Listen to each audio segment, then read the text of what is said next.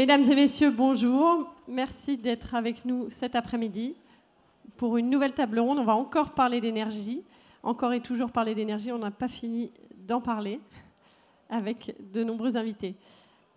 Décarbonation et transition énergétique, quels enjeux pour les industriels? Le défi est considérable. En 15 ans, les émissions de gaz à effet de serre de l'industrie doivent baisser de 35%, un horizon chiffré dans la stratégie nationale bas carbone de la France et exigé par les ambitions vertes de l'Europe. L'industrie, les transports sont responsables de 45% des émissions de CO2. La décarbonation de l'industrie est essentielle pour atteindre les objectifs climatiques, mais il ne s'agit pas de sacrifier l'industrie sur l'autel de l'écologie, mais bien au contraire, faire de la décarbonation un gage de compétitivité, jouer la carte de la décarbonation pour reconstruire l'industrie européenne. Alors, pour évoquer toutes ces questions, pour comprendre comment les industriels s'attellent à ces questions, comment la crise de l'énergie percute leurs projets, comment ils font progresser décarbonation sans sacrifier l'industrie française, mais en favorisant la création de valeur et la croissance. Voilà, j'aurai autour de moi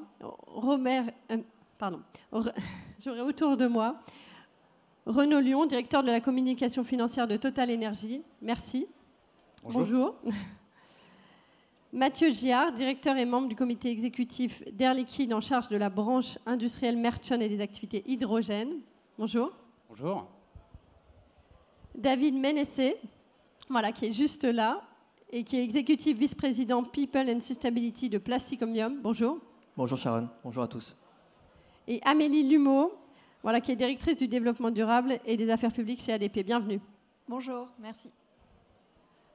Alors une question pour vous tous qui vivez la crise de l'énergie au quotidien, qui vivez la décarbonation au quotidien, qui investissez dans l'hydrogène, dans les biocarburants, dans le captage de CO2, et j'en passe.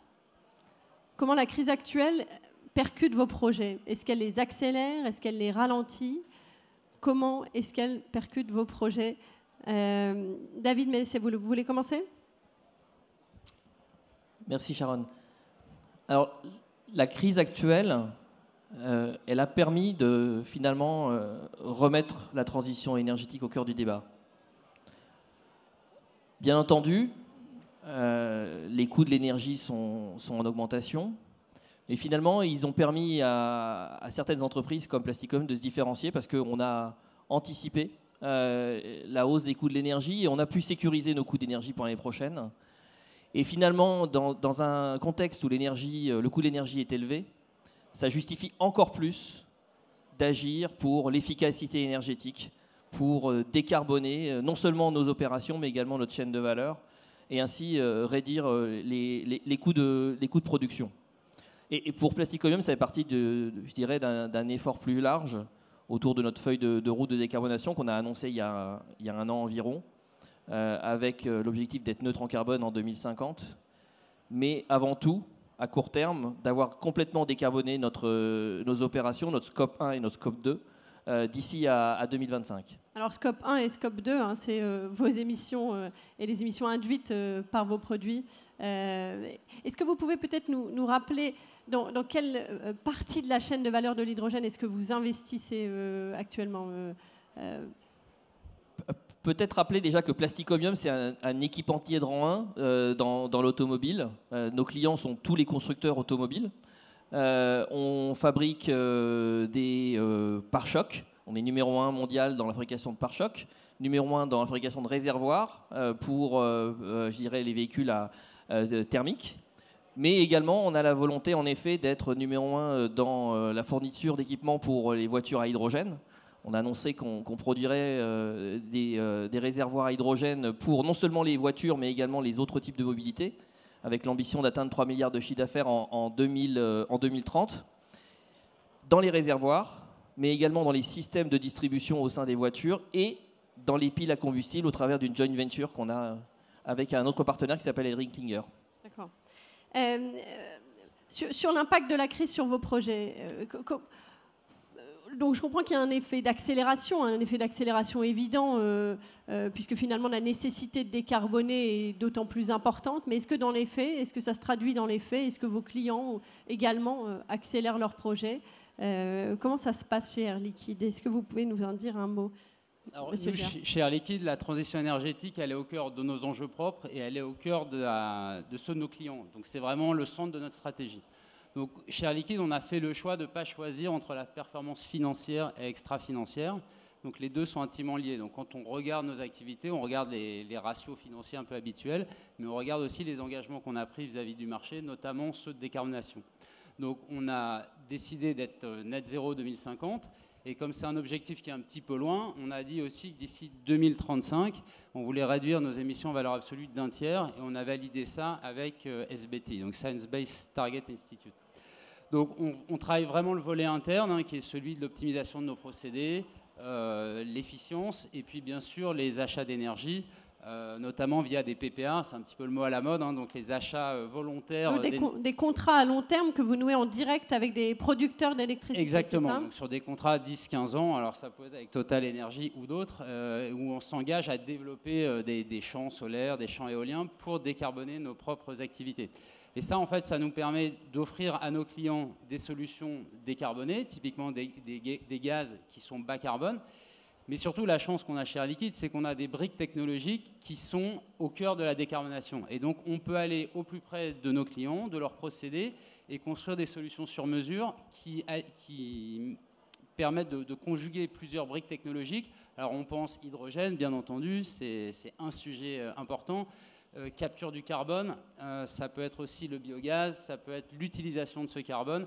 Donc en fait, on a vraiment une chance absolue qui est que tout ce qu'on fait en interne pour nos propres activités, on arrive à le déployer aussi chez nos clients. Et donc on a clairement une accélération parce que le sujet est tellement central qu'aujourd'hui, on n'a jamais eu tant de discussions. Et 2022, c'est vraiment l'année de l'inflexion avec nos clients sur ces sujets de décarbonation et d'accélération de la transition énergétique.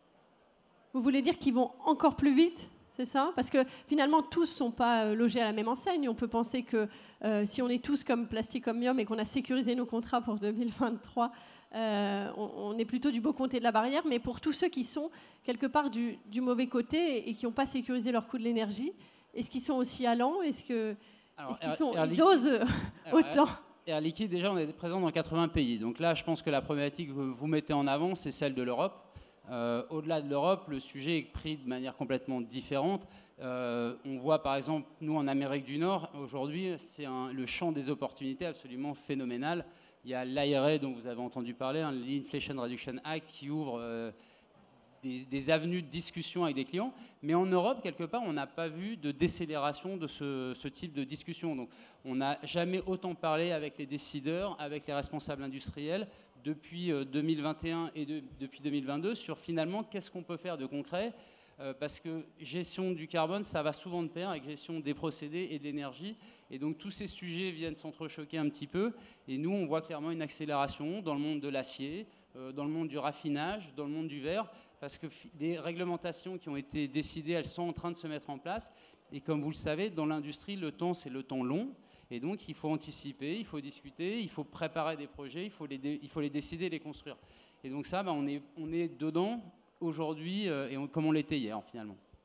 Renaud Lyons, comment ça se passe chez Total? Vous investissez dans les éoliennes, vous investissez dans le solaire, dans les biocarburants, dans la transformation de vos raffineries. Est-ce que tout ça, ça va aussi plus vite à cause de la crise? Ou est-ce qu'on ne peut pas tout à fait le dire encore? Alors nous, on fournit de l'énergie, donc on vend des produits, on vend du gaz, on vend du pétrole, donc on n'a peut-être pas exactement la même problématique que mes collègues, mais ce qu'il faut dire, c'est qu'on vend du gaz, on fait venir du GNL en Europe. Aujourd'hui, l'arrêt du gaz russe, c'est 100 millions de tonnes de gaz qu'il faut trouver, qu'il faut amener en Europe, et la seule façon d'emmener ces volumes, c'est le gaz naturel liquéfié. Et aujourd'hui, donc on essaie d'accélérer dans le gaz naturel liquéfié pour pouvoir fournir du gaz en Europe. Et donc on a des capacités de regasification. Vous savez que le gaz naturel liquéfié arrive par bateau, donc il y a des centres de regasification un peu partout en Europe. Il n'y en a malheureusement pas suffisamment aujourd'hui. Donc notre objectif, même si on est le premier acteur de regasification en Europe, c'est d'accélérer là-dessus. Après, comme vous le disiez, notre feuille de route, elle est claire. On ne parle pas de la crise, on connaît bien ces cycles. Aujourd'hui, on est dans un prix très élevé. Demain, on sera peut-être dans un prix très bas. On sait bien que tout ça est cyclique. Nous, on a une feuille de route, on veut être net zéro en 2050. Donc on a décidé d'accélérer, d'investir massivement dans les énergies décarbonées. Donc en 2019, c'était 1 milliard de dollars investis dans les énergies décarbonées. Aujourd'hui, c'est 4 milliards de dollars en 2022. Donc on a multiplié par 4 en 2 ans, malgré la crise. Et l'idée, c'est vraiment de se développer sur 2 axes. Donc c'est la production d'électricité renouvelable, vous l'avez mentionné, les éoliennes, le solaire. Et d'un autre côté, les molécules, les nouvelles molécules. Alors effectivement, on a des joint ventures avec Air Liquide sur notre plateforme de Grand Puy, parce que l'enjeu du raffinage en Europe, c'est la conversion des raffineries en bioraffinerie. Donc on a la MED à Marseille, on a la plateforme de Grand Puy qui se développe. Et voilà, l'enjeu, c'est... Pour leur permettre, en fait, de survivre au monde net zéro. C'est ça, hein, Exactement. Et ça veut dire qu'on va convertir, au lieu de raffiner du pétrole, en fait, on va raffiner des produits... alors, les produits de première génération, l'huile de palme, maintenant, c'est fini, évidemment, ce qui est normal. Je dirais, il n'y a pas de problème. Donc, on part sur la deuxième génération. Donc, c'est des huiles... usagées, c'est animal fat, des graisses animales qu'on va effectivement raffiner. D'accord. Alors, j'aimerais avoir votre avis, parce que là, on rentre dans les technologies de demain. Hein. Vous nous avez parlé de bioraffinerie, de captage de CO2, d'hydrogène. On a du mal parfois à faire la part des choses entre de ce qui est de la science-fiction et de ce qui est réel, de ce qui donne des commandes, de ce qui donne du chiffre d'affaires, de ce qui apporte de la valeur tout de suite. Alors, j'aimerais bien avoir votre regard là-dessus. Peut-être, Amélie Lumeau, vous pouvez commencer, nous expliquer dans l'aérien qu'est-ce qui est concret. Alors, on a compris que l'avion vert, c'est pas pour tout de suite. Mais voilà, est-ce qu'il y a des choses qui sont pas loin d'être concrètes ou en tout cas très très lointaines? Oui, je pense qu'il y a beaucoup de choses qui sont pas loin d'être concrètes. D'ailleurs, la personne de Total Energy ici présente l'a bien déjà évoqué. Donc dire que l'avion vert, c'est une utopie, je pense que c'est un propos que je laisserai à quelqu'un d'autre.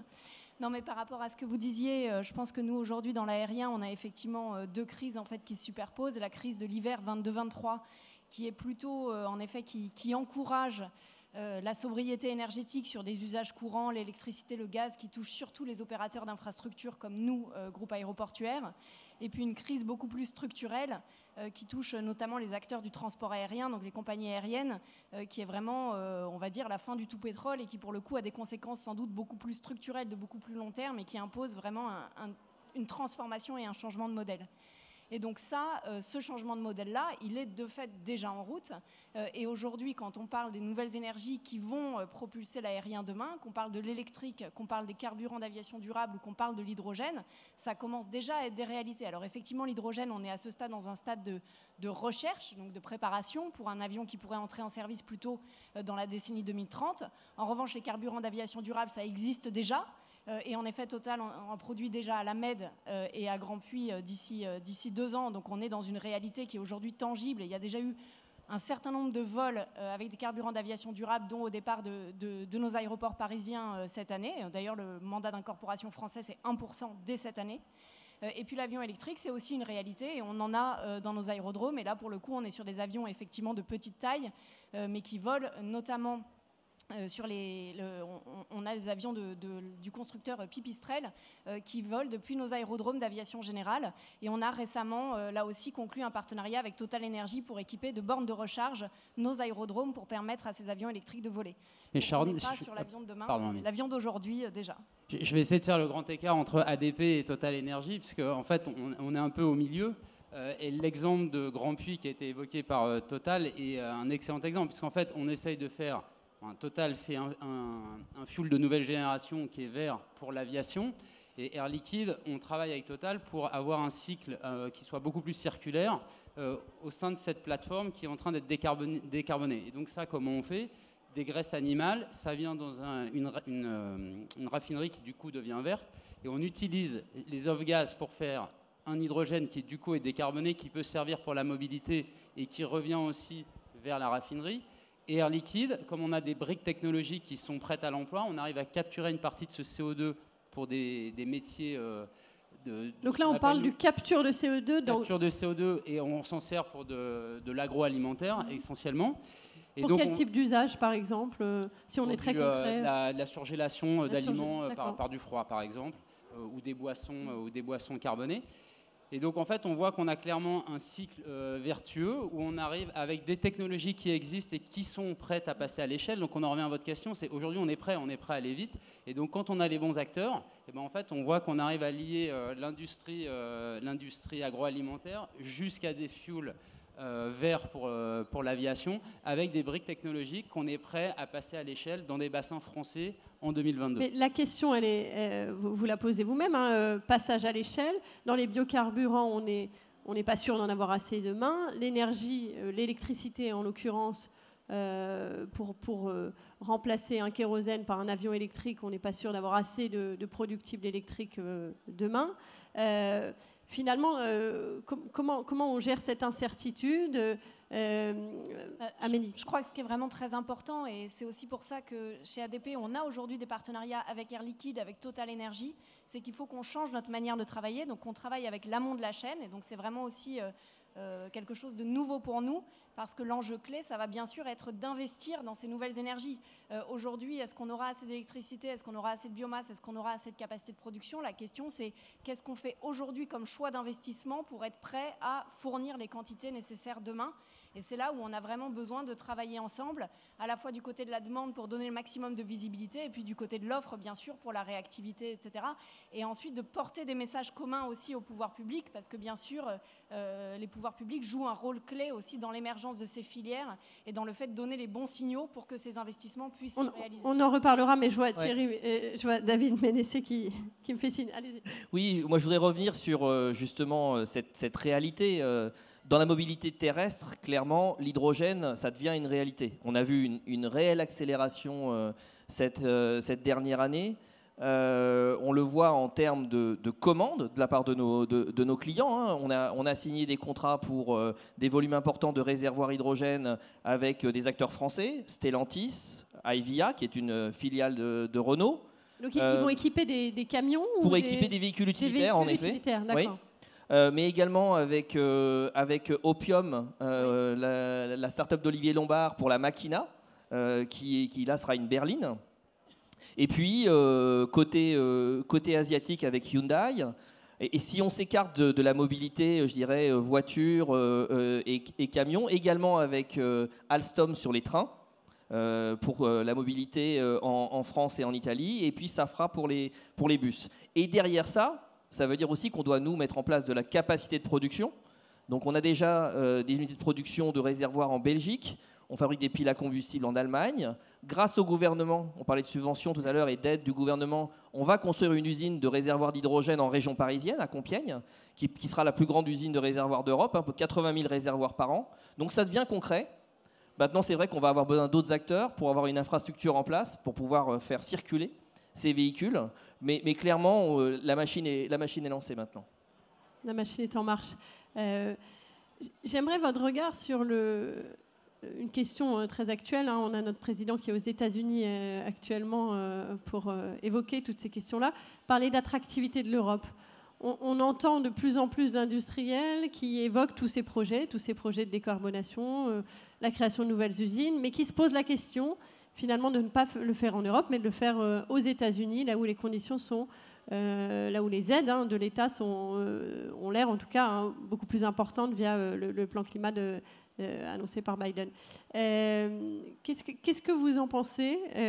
Comment ça se décline? Peut-être chez Air Liquide pour commencer, puisque vous avez une vue globale sur ces questions. Alors, donc déjà Air Liquide, globalement, comme je vous l'ai dit auparavant, on est présent au plus près de nos clients et nos gaz se transportent pas ou peu. Donc finalement, nous, on va suivre les évolutions de nos clients, et si un client décide d'aller investir en France ou aux États-Unis, c'est une discussion qu'on va avoir avec lui et qui va nous donner des options. Ceci étant, quand on regarde, on prend un petit peu de recul et qu'on regarde effectivement ce qui se passe, en tout cas sur le paquet de décarbonation, l'Europe avait un plan qui est très systémique, Fit for 55 avec des déclinaisons que vous connaissez, la taxonomie, les réglementations RED 2, RED 3, Refuel, REPowerEU. Alors, pour simplifier pour les gens qui nous écoutent. Non, mais justement, Alors, c'est un peu le sujet, c'est que c'est un plan qui est très très bon, qui est très large, mais qui est un petit peu complexe et du coup lent à mettre en place. Donc l'Europe est partie. Ça veut dire que d'un côté, on a des réglementations sur les financements verts pour orienter. Il y a des financements, il y a des réglementations, il y a des technologies. Je ne vais pas rentrer dans trop de détails. Et puis il y a les États-Unis qui au mois d'août sont venus avec l'IRA avec un plan très très simple, 2 jambes. On capture du carbone d'un côté, on fait de l'hydrogène vert de l'autre, et puis il y a des baisses de taxes. Donc un mécanisme très très simple. Et donc c'est vrai que les États-Unis sont revenus dans le jeu. Il y a une nette accélération ces derniers mois sur ce type de projet. Et ça se conjugue au fait que l'énergie est 3 fois moins chère aux États-Unis. Donc voilà, ça c'est un peu le terrain de jeu en ce moment. Je pense que les décideurs européens en ont bien conscience et ils sont en train d'adresser le sujet. Le président Macron va en parler aujourd'hui en Louisiane lors de son voyage. Donc moi je ne suis pas très inquiet là-dessus puisque derrière il y a quand même beaucoup d'industries qui sont locales. Tous les flux ne sont pas mondiaux. Et donc la vraie question, ça va être quelle compétitivité on peut avoir de manière locale, quelles sont les briques technologiques qu'on peut mettre en œuvre. Et donc oui, on a besoin des pouvoirs publics pour ça. Donc on a besoin d'un cadre réglementaire qui soit très clair. On a besoin de support, ça peut être financier, politique. Et puis surtout, je pense qu'on a besoin de travailler tous ensemble pour démarrer ces bons écosystèmes, pour aller vite et puis pousser la circularité qui est quand même quelque chose qui nous différencie en Europe. Donc voilà, je pense que les prochains mois vont être assez importants. Mais encore une fois, nous, on ne voit pas aujourd'hui de réduction de notre volume d'activité, du nombre de projets discutés. Et quel que soit le contexte, je pense que la décarbonation est là pour rester. Et on ne voit pas d'essoufflement de ce côté-là. Amélie Lumeau, est-ce que vous êtes inquiète ? Un petit peu. Non, je pense que l'ambition est forte en Europe, mais qu'il faut qu'on fasse attention, en effet, parce qu'on est quand même malgré tout en train de prendre un petit train de retard, je pense, aujourd'hui. Et si on n'a pas des signaux clairs, à la fois, en effet, donc là, on parlait des carburants pour l'aviation, mais sur l'éligibilité des matières premières, avec suffisamment de visibilité de long terme et un certain réalisme dans ce qui peut être accepté. Si on n'a pas un soutien à l'achat, parce qu'on voit bien qu'aujourd'hui, les pays qui arrivent à avoir des contrats signés, c'est ceux où il y a des soutiens publics à l'achat. Et si on n'a pas un investissement fort dans le développement de la filière, en réalité, on va se réveiller dans 5 ans et les États-Unis et peut-être un certain nombre de pays, soit d'Europe, soit de proximité, auront pris une forte avance à la fois sur l'Europe et sur la France. Donc c'est sans doute pas trop tard, mais je pense qu'il serait temps de prendre des décisions fortes effectivement dans ce domaine-là. Renaud Lyons, qu'est-ce que vous en pensez ? Est-ce que vous êtes inquiet pour l'Europe ? Premier point. Et est-ce que sur certaines briques technologiques, vous estimez que l'Europe a une carte à jouer ? Sur l'aspect technologique, évidemment, l'Europe a un rôle à jouer, c'est clair. Après, moi, je me place du côté du fournisseur d'énergie. Ce que je vois aujourd'hui, c'est que l'Europe, avec la fin du gaz russe, est dépendante d'autres acteurs. Alors aujourd'hui, effectivement, on a le gaz américain. Je pense que la visite de M. Macron aux États-Unis, ça va être globalement à l'agenda, j'imagine, de la discussion. Mais ce qui est sûr, c'est qu'on se positionne un petit peu, on n'est pas le nouveau Japon, mais je ne veux pas faire de provocation, mais c'est vrai qu'on est dépendant, il faut bien se rendre à l'évidence qu'on est dépendant en Europe d'une énergie qui n'est pas forcément produite en Europe. On est dépendant sur le GNL, on était dépendant sur le gaz russe, on est dépendant sur le GNL. Voilà. Après, on a la capacité quand même en Europe de diversifier et de développer les énergies renouvelables, c'est ce qu'on est en train de faire. Après, il y a les législations. Aujourd'hui, pour développer un projet éolien, c'est 8 ans. 8 ans. Pour développer un projet éolien. Un projet éolien terrestre, hein. Parce qu'on a un projet éolien marin qui est sorti en 10 ans. Là. Marin ou terrestre. Enfin, on va dire 8 ans, ça peut être 10. Mais disons que le minimum, c'est 8. Bon, est-ce que vous croyez que c'est quelque chose... Vous parliez d'accélération au début, on n'est pas dans le thème de l'accélération. Là. Donc il y a un peu... ça a été cité par mes collègues, mais il y a vraiment un travail sur la législation et sur la simplification administrative des autorisations pour pouvoir lancer ces projets-là. Et j'ai attendu 25 minutes pour parler d'hydrogène. On a quand même quelque chose qui change tout, qui est l'hydrogène. Puisque l'hydrogène, qui est un vecteur énergétique bas carbone, on a la chance de choisir si on veut le produire localement ou l'importer. Et donc ça rebat un petit peu les cartes. Le gaz naturel, il est où il faut l'importer. Là, on a la chance d'avoir un débat politique de société sur est-ce qu'on veut produire notre hydrogène en Europe sur base d'énergie bas carbone ou renouvelable, ou est-ce qu'on veut l'importer. Et on a des champions en Europe, Air Liquide en fait partie, il y en a d'autres, sur l'électrolyse, sur la liquéfaction de l'hydrogène, sur le transport de l'hydrogène, sur les réservoirs, sur les avions. Donc on peut aussi mettre un petit peu d'optimisme dans tout ça et se dire qu'on a des options, on a des champions, on a des écosystèmes, et on a l'hydrogène qui va nous permettre de battre d'une certaine partie des cartes. Peut-être juste pour vous donner un chiffre, vous savez que le Conseil mondial de l'hydrogène dit qu'en 2050, 20% du mix énergétique mondial pourrait être l'hydrogène ou ses dérivés. Et donc ça, c'est quand même une chance un peu unique. C'est un moment dans l'histoire où on peut se reposer la question du mix de demain et de prendre les décisions d'investissement pour les prochaines années. David Ménès. Oui, j'aimerais revenir sur les 2 points qui viennent d'évoquer. Un, sur la compétitivité de l'Europe, pardon.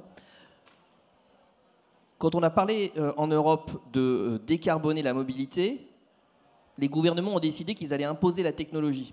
Et ils ont dit, voilà, il faut électrifier. Il n'y a pas d'autre façon de décarboner, alors que je pense qu'il y avait d'autres façons de le faire. Et je pense qu'on s'est... du moteur électrique. Le moteur électrique. Oui, moteur électrique. Oui. Et donc, qui dit moteur électrique et qui dit, je dirais, application à court terme, dit voiture à batterie. Or, on le sait aujourd'hui, la plupart des batteries sont produites en dehors d'Europe. Et même si aujourd'hui on voudrait développer une filière de la batterie européenne, il reste un sujet de compétitivité, il reste le fait qu'une voiture électrique coûte déjà beaucoup plus cher qu'une voiture thermique. Et si on doit rajouter un surcoût parce qu'on va produire en Europe, qui va acheter ces véhicules demain? Donc ça, c'est le premier point, c'est vraiment est-ce qu'on doit imposer le choix technologique et pas juste fixer une feuille de route de décarbonation? Et le deuxième point, pour revenir sur ce que disait Mathieu, clairement, si on veut aller vers l'électrification, l'hydrogène nous permet de prendre un avantage compétitif en Europe. On a les bons acteurs pour le faire, on a le soutien des gouvernements pour le faire, on n'a pas autant de dépendance que sur la batterie pour aller chercher des métaux rares, etc. Donc clairement, l'hydrogène devrait être privilégié pour favoriser, je dirais, la compétitivité de l'Europe. Alors, il y a un frein qui a été levé par votre PDG, Renaud Lions. Il était auditionné récemment à l'Assemblée nationale et il a eu cette phrase assez crue, comme on le connaît parfois. Il a dit il ne faut pas 6 à 8 EPR pour faire de l'hydrogène décarboné en Europe, il en faudra 15. 6 réacteurs nouveaux EPR à construire. Est-ce que c'est ça, finalement, la question sous-jacente de l'hydrogène qu'on ne pose pas? C'est-à-dire que pour produire de l'hydrogène en Europe, il va falloir des montagnes d'électricité dont on ne dispose pas aujourd'hui. Est-ce que c'est la question cachée? Qui veut commencer? Juste pour commencer, même si je pense que c'est plutôt le domaine de mes collègues, oui, je pense qu'il va falloir investir effectivement dans la production d'électricité.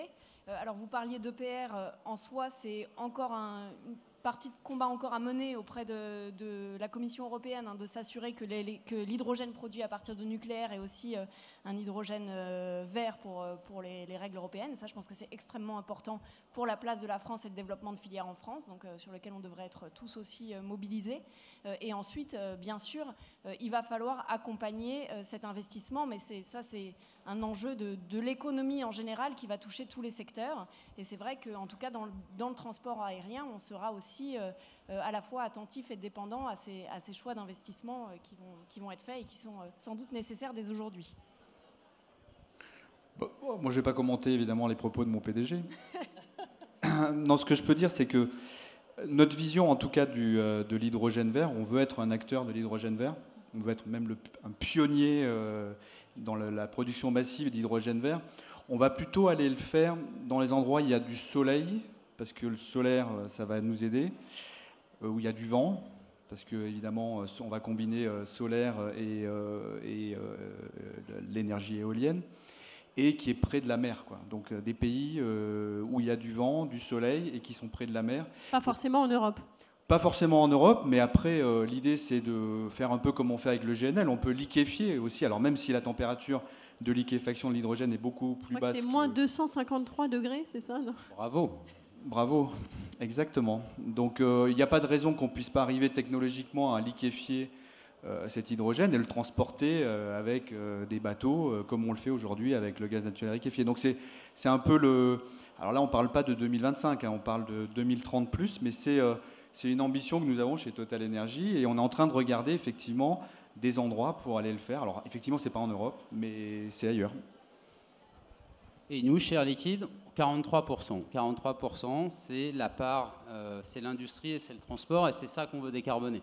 Donc nous, on pense qu'on veut adresser en premier ces 43% d'émissions de CO2.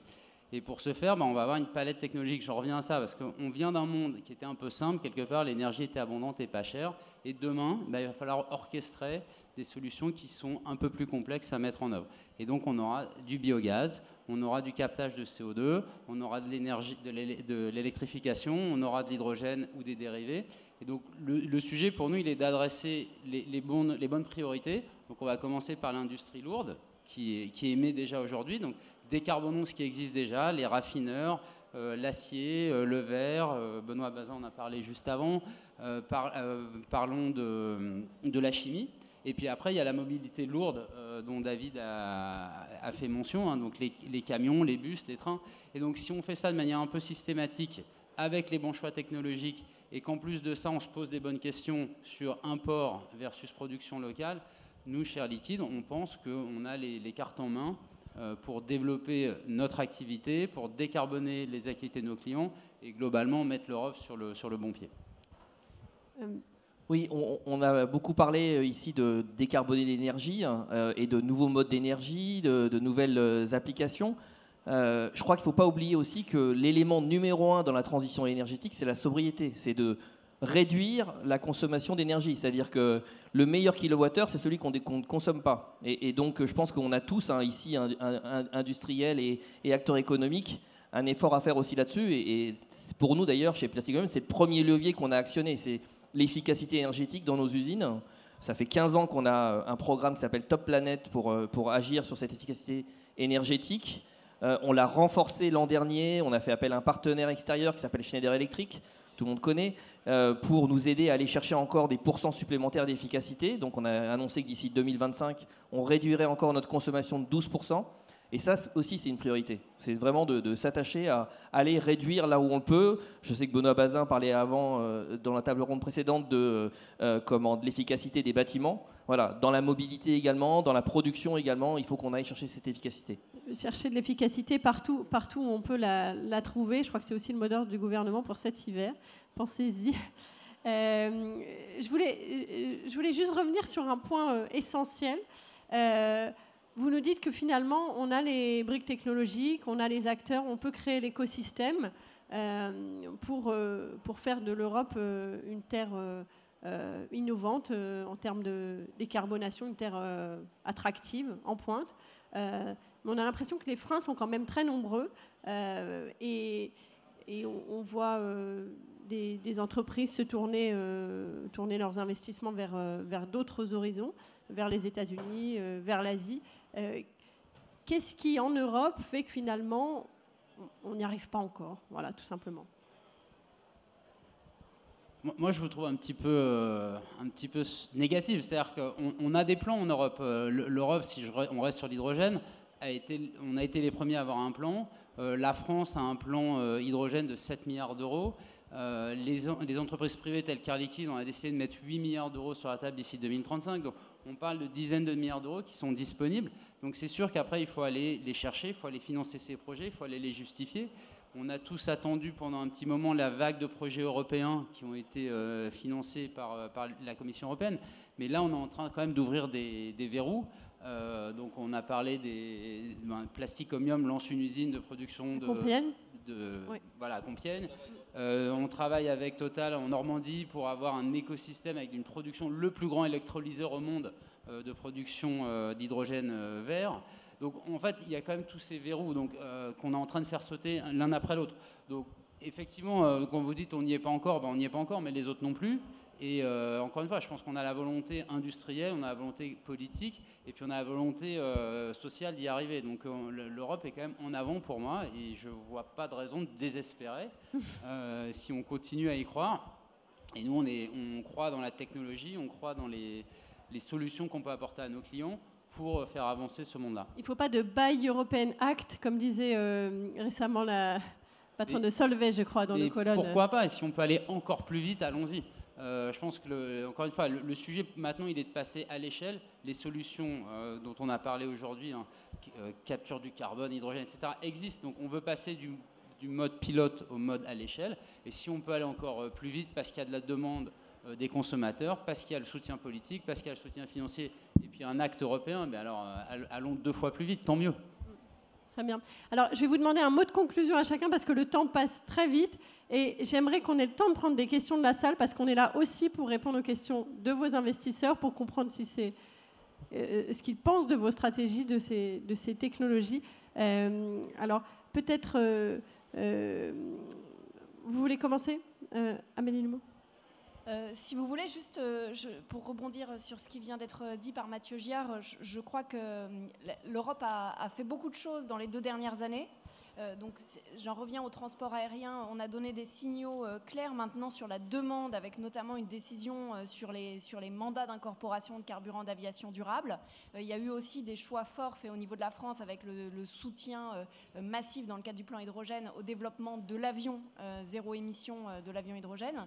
Et donc je crois qu'on a beaucoup de choses qui sont prêtes, effectivement, du point de vue, en effet, technologique, de maturité du marché, etc. On a besoin des derniers signaux pour franchir le pas en début d'année 2023, notamment sur les derniers soutiens politiques, y compris financiers. Derniers dispositifs de soutien. Dispositifs de soutien qui vont permettre d'enclencher les investissements et de nous mettre sur une route claire pour l'avenir. Mais je pense qu'on peut déjà être fier de ce qui a été accompli au cours des 2 dernières années et avoir bon espoir que ces investissements et donc cette feuille de route se déclenche de manière effective en 2023. On est sur la bonne trajectoire, il manque pas grand-chose, il manque quelques dispositifs de soutien. Si je comprends bien, David Ménessé, qu'est-ce que vous pensez de cette vision et sur le Buy European Act, cet appel, hein, qu'est-ce que vous en pensez? Est-ce que ça fait partie de vos souhaits? Ouais, je pense que la transition, elle est là, elle est lancée. Est-ce qu'on sera là où on a dit qu'on allait être en 2030 ou 2035? Je ne sais pas encore, mais en tout cas, le mouvement est lancé. Un Buy European Act, pourquoi pas? Comme Air Liquide, hein, nous, on est présent dans 26 pays, donc voilà, on ira là où le marché se développera le plus rapidement et on ira servir nos clients, puisqu'on est aussi un acteur de proximité. Je pense qu'il faut qu'on arrive à casser ce syndrome de la poule et l'œuf, et donc... Nous, je pense qu'acteurs industriels, on fait les efforts. On a besoin sûrement encore des États pour nous aider, en particulier avec les infrastructures, parce que tout seul, on aura du mal à porter ce type d'investissement. Mais on est sur la bonne voie, très clairement. Moi, Charles, mon mot de la fin, il va s'adresser aux actionnaires et j'espère futurs actionnaires. Nous, Air Liquide, dans le contexte qui est celui d'aujourd'hui, on veut se positionner comme le champion des solutions de décarbonation. On a les technologies, on connaît nos clients, on connaît leurs procédés, on est dans leur bassin industriel et on pense qu'on a tout ce qu'il faut, on peut tout mettre en œuvre pour leur offrir des solutions clés en main, au plus proche de leurs besoins, au plus proche de leur roadmap, désolé pour l'anglicisme, de décarbonation. Et donc c'est là où on veut se positionner. On est le champion et donc tout ça pour nous c'est de l'interne mais c'est aussi de l'externe et c'est de la croissance future. Bon, Total Energy veut être un acteur de la transition énergétique, clairement. Alors après, il faut être pragmatique. La transition énergétique, on ne passe pas du système A dans lequel on est actuellement au système B complètement décarboné en 2 jours. Ce qu'on propose chez Total Energy, c'est un modèle qui est équilibré, avec une transition du modèle fossile au modèle décarboné. On investit massivement dans le décarboné. On a un objectif à 2030, on va être net zéro en 2050. Mais étant donné qu'il y a encore de la demande pour le pétrole et le gaz, et la crise actuelle nous prouve que c'est le cas, puisqu'il y a quand même des gens qui font la queue dans les stations-service, c'est quand même... on espère qu'il n'y en a plus beaucoup aujourd'hui. Hein. Exactement. Mais la crise actuelle nous montre qu'il y a encore de la demande et que la bascule ne va pas se faire en 3 jours. Donc il faut préparer clairement le modèle B, qui est le modèle décarboné, mais ne pas oublier de maintenir le modèle là, le temps qu'il faut pour pouvoir en arriver là. C'est notre message et c'est pour ça qu'on a cette stratégie qui est équilibrée. Très bien. Écoutez, merci beaucoup. Je vais prendre quelques questions de la salle s'il y en a. Alors n'hésitez pas. Hop, hop, hop. Ici, là, je vois une main levée. Là. Ah, très bien. Bon, alors, vous êtes la prochaine. Oui, bonjour. Je veux savoir où en est la recherche sur l'avion hydrogène. Ah, alors ça, c'est pour vous, Amélie Lumeau. Oui, ce serait une question, l'avancement de la recherche sur l'avion hydrogène, ce serait plutôt une question pour Airbus, qui est le chercheur aéronautique qui travaille sur le sujet. Nous, on est effectivement très engagés sur l'adaptation des infrastructures aéroportuaires à l'hydrogène, puisque bien sûr, faire de l'avion hydrogène une réalité, c'est un changement de tout un écosystème. Donc là-dessus, on travaille très bien à la fois avec Air Liquide et avec Airbus, avec qui on est en partenariat. Et donc, on sera prêt pour l'arrivée de l'avion à hydrogène en 2035, si effectivement toutes les étapes se déroulent comme prévu dans les prochaines années. Et donc ça, Airbus donnera régulièrement effectivement les nouvelles sur l'avancement de son programme de recherche. Bon, alors on s'adressera à Airbus pour en savoir plus. Très bien. Une dernière question peut-être ? Voilà, ici. Et on s'arrêtera.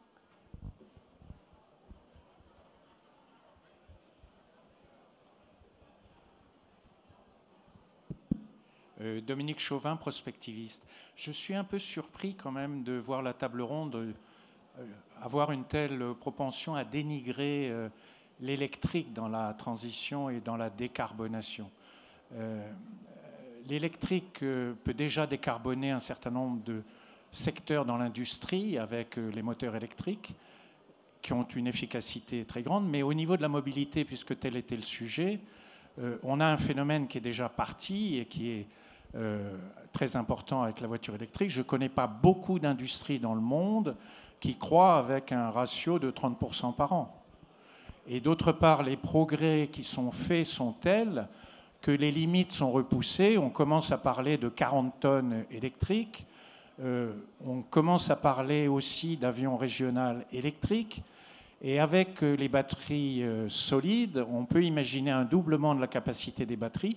Par conséquent, on a là un phénomène industriel qui est déjà très développé et qui a en plus un avantage, c'est qu'en ce qui concerne la voiture électrique, ça crée une synergie très très forte avec le réseau électrique au point de restabiliser le réseau électrique qui lui-même est déstabilisé par les énergies renouvelables, ce qui permet d'intégrer plus d'énergies renouvelables, ce qui m'a permis de dire à un moment donné que la voiture électrique était doublement schumpeterienne, au sens de l'économiste Schumpeter, parce que ça déplace le pétrole, mais ça déplace aussi du charbon, puisque ça permet d'intégrer plus de renouvelables. Merci. Du coup, ma question, pourquoi on dénigre tant l'électrique? Est-ce que c'est parce qu'il n'y a pas de représentants du secteur électrique dans la table ronde? Alors on y va. Je sens qu'il va y avoir beaucoup de rebonds. Alors on a pas mal de représentants d'activités électriques. Total fournit des bornes, vous fournissez des véhicules électriques, vous avez parlé des avions électriques. Donc, dans le désordre, David Ménessé, allez-y. Ok. Alors, on dénigre pas du tout l'électrique chez Plasticomium. Quand on parle d'hydrogène, l'hydrogène, c'est de l'électrique dans la mobilité. C'est un véhicule avec un moteur électrique, comme un véhicule à batterie. La seule différence, c'est que vous produisez l'électricité dans le véhicule. Donc vous avez un stockage hydrogène, vous avez une pile à combustible qui transforme l'hydrogène en électricité et vous alimentez votre voiture avec des moteurs électriques. La seule différence, c'est le fluide énergétique qui, dans un cas, est l'hydrogène et dans l'autre cas, c'est l'électricité. Pour revenir sur le véhicule à batterie, on ne dénigre pas non plus. On dit juste qu'on parlait tout à l'heure de compétitivité de l'Europe et on n'est pas sûr que c'est dans le véhicule à batterie que l'Europe sera la plus compétitive. Mais bien entendu, on est présent pour accompagner la croissance de la batterie, puisque c'est ce qui est en train de se passer. Et on sait que c'est un mouvement qui maintenant est lancé. Encore une fois, on ne sait pas combien de temps ça va prendre exactement, parce qu'on oublie parfois aussi qu'une voiture électrique, ça coûte quand même, encore une fois, beaucoup plus cher aujourd'hui qu'une voiture thermique. Donc qui peut s'offrir une voiture à batterie aujourd'hui? Alors il y a les early adopters, excusez-moi l'anglicisme, qui ont pu acheter ces voitures à batterie, qui en général est une deuxième voiture dans la famille. Mais demain, si on imagine une généralisation, est-ce que tout le monde pourra s'offrir une voiture électrique ou est-ce qu'on va encore créer une fracture sociale autour du véhicule? Alors dernier rebond. Parce que... vous avez cité Schumpeter, je vais citer Lavoisier peut-être. Nous, chez Air Liquide, on est ingénieurs, donc on aime les calculs un peu carrés. en fait, on ne dit pas que, loin de nous, l'idée de dire que le sujet n'est pas de l'électrification. L'électrification, c'est sans doute la prochaine frontière, mais tout ne sera pas fait à l'électrique. Et il y a des applications, des cas d'usage qui devront être traités par l'hydrogène ou ses dérivés. Je vais prendre l'exemple du verre. Les fours à verre de demain seront électriques, mais ça ira pas à 1300-1400 degrés, qui est la température nécessaire. Donc les 7 à 800 degrés et au-delà, il faudra les faire avec un mix d'oxygène et d'hydrogène. Donc électrifions tout ce qu'on peut électrifier, c'est des meilleurs rendements énergétiques que l'électrolyse par exemple, mais on ne pourra pas tout faire et ça laisse 20% du mix énergétique mondial pour l'hydrogène en 2050. Chez Total Energy, on est des grands fans de l'électricité. On se développe dans l'électricité, on a dépensé 3 milliards de dollars cette année. On a 35 gigawatts de capacité électrique brute en 2025, c'est 35 réacteurs nucléaires, et 100 gigawatts en 2030. On va être dans les 5 premiers producteurs mondiaux d'électricité renouvelable. Donc on ne dénigre pas du tout l'électricité. Après, on a une compagnie de batterie électrique, Saft, qui est un leader mondial, qui est une compagnie française, et on a fait une joint venture avec ACC, et on a l'objectif de produire 2 millions de batteries électriques par an à partir de 2030. Donc, on ne dénigre pas du tout. On n'a pas le temps de parler de tout, mais je pourrais vous en parler encore pendant une demi-heure, je pense, chacun de vous. Bon, écoutez, merci beaucoup. Merci pour vos questions. Merci.